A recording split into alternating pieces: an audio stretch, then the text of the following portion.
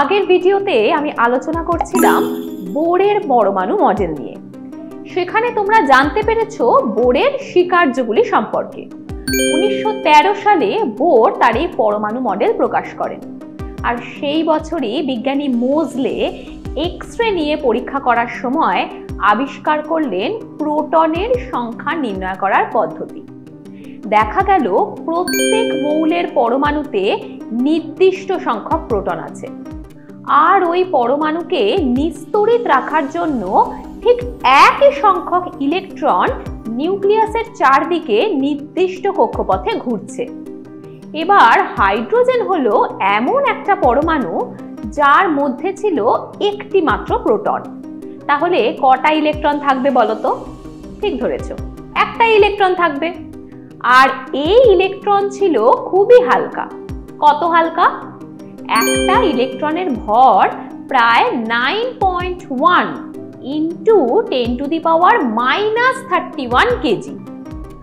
আর proton ইলেকট্রনের ভরের তুলনায় 1836 গুণ ভারী। হ্যাঁ, ইলেকট্রনের তুলনায় বেশ কিছুটা ভারী। আর তাই হাইড্রোজেনের একটা প্রোটনের ভরই এর সমগ্র পরমাণুর ভরকে বোঝাতো।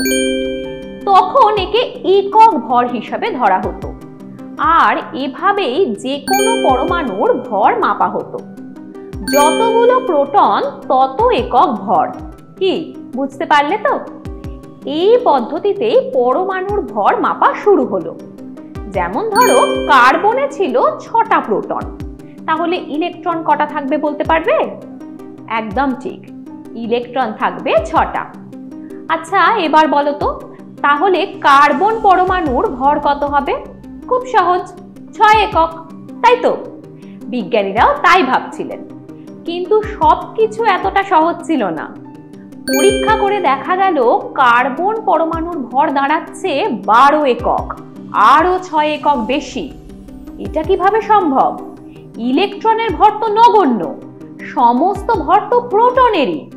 তবে বাকি 6 একক ভর কোথা থেকে এলো? খুব চিন্তার কথা। তবে কি বোর রাদারফোর্ড মডেলেরও কিছু ভুল আছে? কিছু কি চোখের আড়াল থেকে যাচ্ছে? কি হতে পারে সেটা?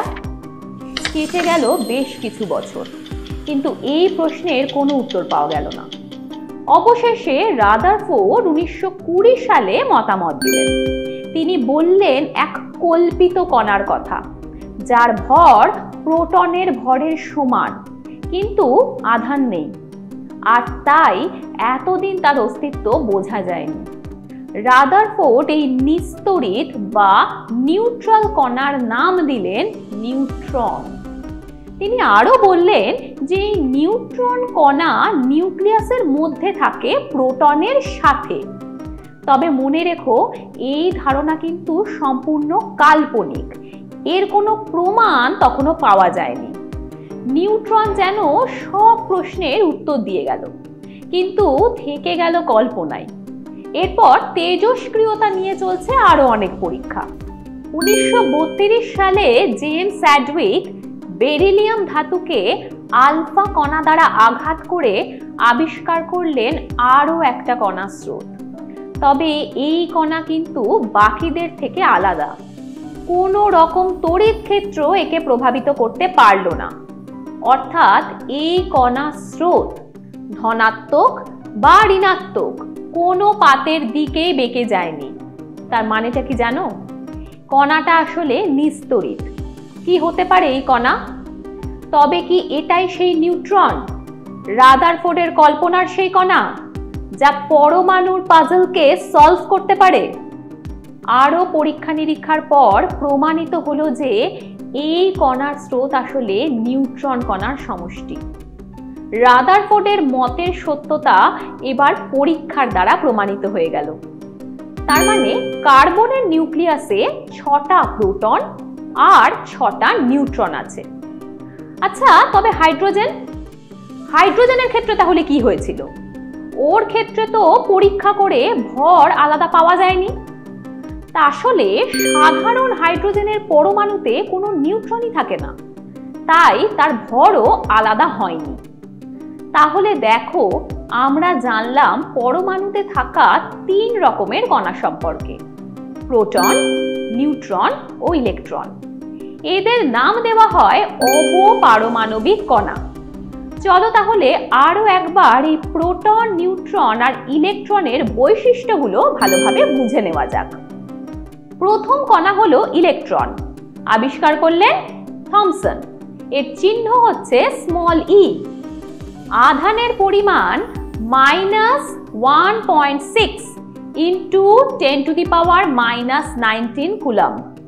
ভর হলো 9.1 ইন্টু 10⁻⁻31 কেজি। ব্যাসার্ধ 2.8 ইন্টু 10⁻⁻15 মিটার। ইলেকট্রন থাকে নিউক্লিয়াসের বাইরের কক্ষপথে। পরের কণা হলো প্রোটন। আবিষ্কার করেছিলেন বিজ্ঞানী গোল্ডস্টেন। এর চিহ্ন স্মল পি। আধানের পরিমাণ +1.6 ইন্টু 10⁻⁻19 কুলম্ব। ভর 1.6 ইন্টু 10⁻⁻27 কেজি আর ব্যাসার্ধ 1.2 ইন্টু 10⁻⁻15 মিটার। এটি থাকে নিউক্লিয়াসের মধ্যে। অবশেষে আসি নিউট্রনের কথায়। আবিষ্কার করলেন স্যাডউইক। এর চিহ্ন স্মল এন। আধান 0।